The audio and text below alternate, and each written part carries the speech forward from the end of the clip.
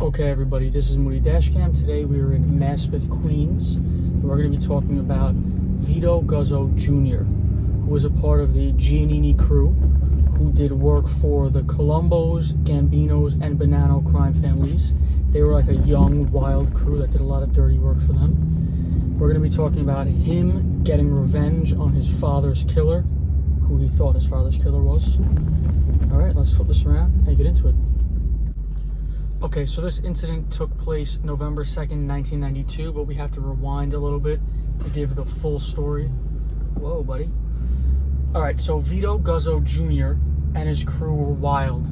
Even in his teens and early 20s, him and his family had a crazy reputation. He was charged with evading questions about if he baseball batted someone who owed his cousin money at 19 years old. He was charged with that. So you know how long court proceedings take. He might have been 17 or 18 when he baseball batted this guy out. And his father, Vito Guzzo Sr., who was a Colombo soldier up until 1987, we'll get into that in a second. Vito himself, this is later on in his life, but Vito himself was shot 11 times in 2 separate murder attempts, just to show you what kind of crazy person this is.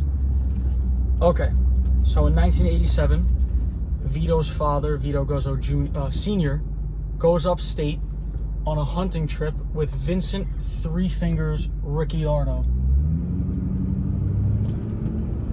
and never returns. He was never seen again. So, of course, Vito Jr. assumes the worst, that he was killed up there, which he probably was killed up there. Around that time, people were killed for any reason. This is around the Colombo Wars also. So anything could have happened. And then the son wanted to avenge his death. And he assumed that Vincent Three Fingers Ricciardo was the one who did it, which he was probably right.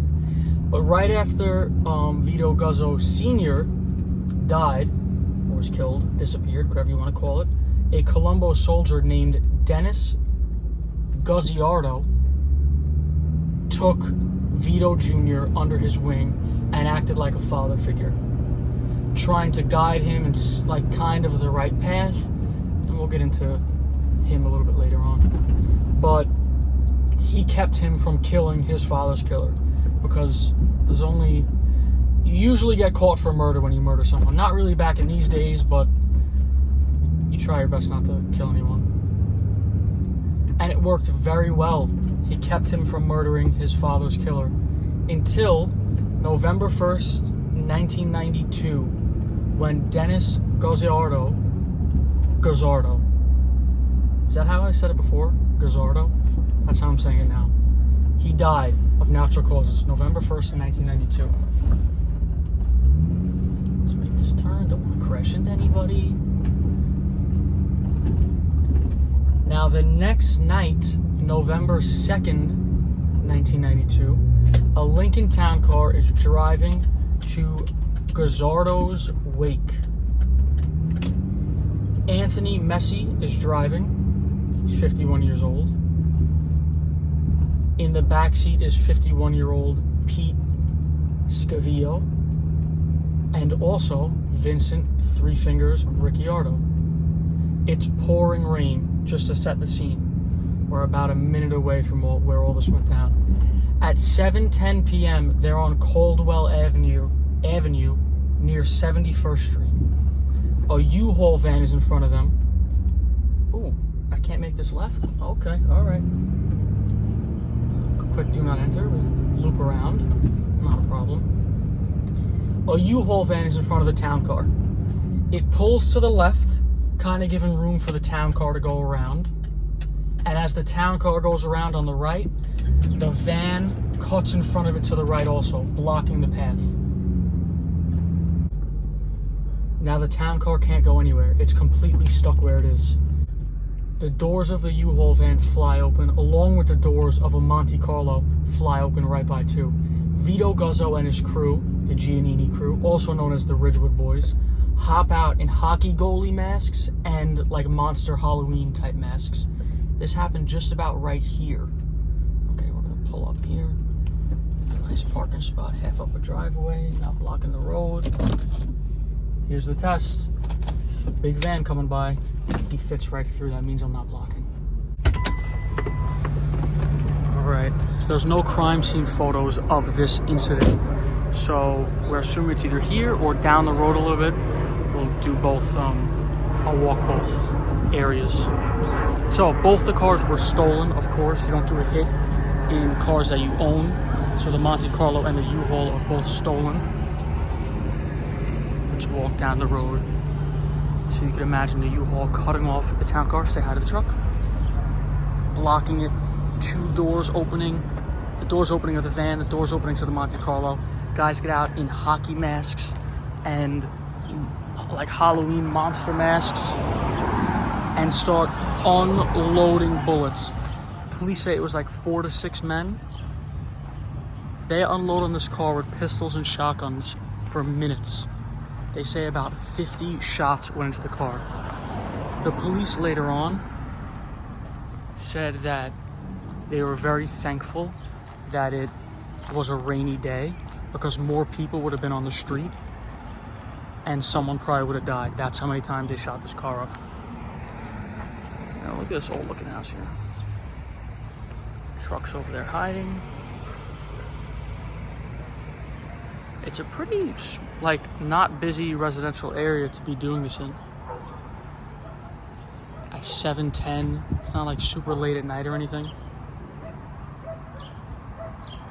So after they shoot the car up for minutes, they leave both the cars running, doors open, lights on, the whole thing, wipers on, and they ditch and they run into a, where do I have it down here? A 1989 Buick Electra station wagon, which was also stolen and was also found just a couple blocks away. Like that little flex I have going on that little curb. Not too bad. Now the aftermath of this is that the driver, Anthony Mesi, was killed instantly. Vincent Three Fingers got shot in the lower back, and Paul Schiavo was shot 8 times in the arm and torso.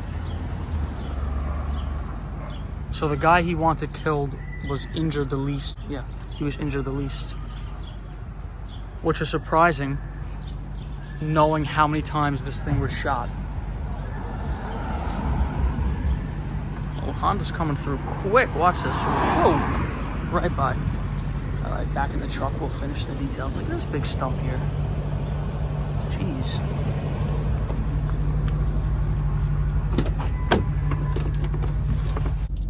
So Vincent and Paul, the 2 guys that survived, were both taken to Elmhurst Hospital and lived. Now, it was all Colombo guys in the car. Now, this is around the time the Colombo Wars were going on. They were all part of the Victor Orena faction, who was going against the Carmine Persico faction. So it was just assumed that it was part of the Colombo War. So many people were dying at the time that it wasn't looking too much. Now, nothing really came of this as far as arrests until Vito Guzzo ended up pleading guilty to racketeering, arson, and 5 murders in 1998. He ended up getting 38 years at 33 years old. He's still in prison today. One of the murders that he admitted to was this one. There's other ones that I'll do more videos on. Don't worry about that. And the kicker of this all, the guy Dennis Guzzardo was actually a long-time FBI informant. And I believe that's probably the reason why he was trying to keep Vito from killing Vincent Three Fingers.